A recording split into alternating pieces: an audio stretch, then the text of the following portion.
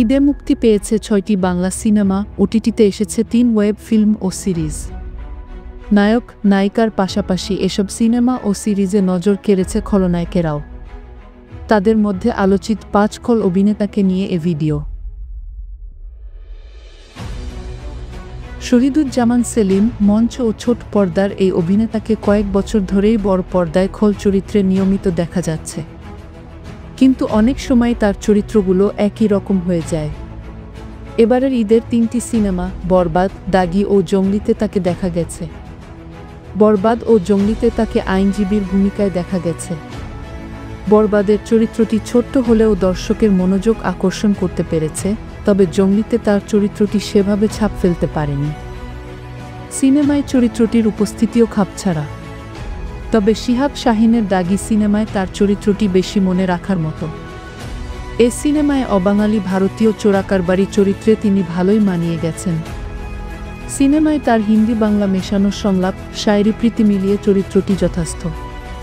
পর্দায় তার উপস্থিতি খুব বেশিক্ষণ নয়, কিন্তু যতক্ষণ ছিলেন ঠিকই নিজের জাত চিনিয়েছেন এই অভিনেতা। সুমন আনোয়ার।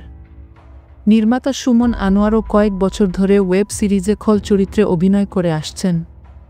চিত্রনাট্যে খামতি থাকলেও নিজের অভিনয় দক্ষতা দিয়ে যে কোনো দৃশ্যকেই উপভোগ্য করে তোলার ক্ষমতা তার আছে।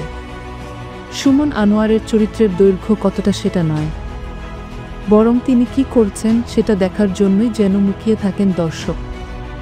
যেমন বছরের শুরুতে রায়হান রাফির ওয়েব সিরিজ ব্ল্যাক মানিতে তার সংলাপগুলো আলোচিত হয়েছিল। ঈদে মুক্তি পাওয়া শরাফ আহমেদ জীবনের চক্কর ৩০২ সিনেমায় তার চরিত্রটি বেশ ভালোভাবে লেখা হয়েছে। গন্ডার বাবু হিসেবে সুমন আনোয়ারের উপস্থিতি ছিল সত্যিই ছাপ ফেলার মতো। ঠান্ডা মাথার অপরাধী ছোট ছোট সংলাপে পর্দায় তার প্রভাব বোঝা যায়। লঞ্চে মোশাররফ করিমের সঙ্গে তার একটি দৃশ্য আছে, সেখানেও তিনি ভালো করেছেন। তবে ঈদে মুক্তি পাওয়া শিহাব শাহীনের সিরিজ মাইসেলফ অ্যালেন স্বপন ২ এ তার অভিনীত চরিত্রটি একেবারেই মনে রাখার মতো নয়। যিশু সেনগুপ্ত। বাংলা সিনেমার রোমান্টিক নায়ক ছিলেন যিশু। দক্ষিণ ভারতের সিনেমা তাকে বানিয়েছে খলনায়ক। গত বছর কলকাতার খাদান সিনেমাতেও খল চরিত্র করেছেন, দেবের সঙ্গে সমানে সমানে দিয়েছেন টক্কর। মেহেদী হাসানের ঈদের সিনেমা বরবাদের টিজারের তার একটু ঝলকই ভয় ধরিয়ে দিয়েছিল। মনে করা হচ্ছিল শাকিব খানের সঙ্গে পর্দায় যিশুর সমানে সমানে টক্কর হবে। বরবাদ সেটা পুরোপুরি না হলেও মোটের উপর খারাপ করেননি। তার চরিত্রটি আরও একটু ভালোভাবে লেখা হলে ঈদের সবচেয়ে আলোচিত ভিলেনদের একজন হতে পারতেন তিনি। প্রেক্ষাগৃহে সিনেমা দেখার সময় মনে হয়েছে যিশু অভিনীত কিছু দৃশ্য হয়তো বাদ দিয়েছেন নির্মাতা। তার মতো একজন হেভিওয়েট তারকাকে আরও ভালোভাবে ব্যবহারের সুযোগ ছিল। ইরফান শিবলু। বছরটা দারুণভাবে শুরু করেছিলেন এই গায়ক ও অভিনেতা। চরকিতে মুক্তি পাওয়া নুহাশ হুমায়ুনের ২০০ পর্ব বেসুরায় কসাইয়ের চরিত্র রীতিমতো ভয় ধরিয়ে দিয়েছিলেন তিনি। ঈদে তাকে দেখা গেছে এম রাহিমের জঙ্গলি সিনেমায়।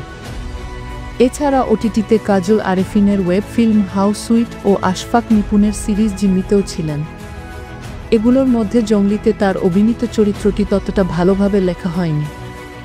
জিম্মিতে তার অভিনীত খল চরিত্রটি অবশ্য বেশ মজার ছিল। একই কথা প্রযোজ্য হাউ সুইটের ক্ষেত্রে।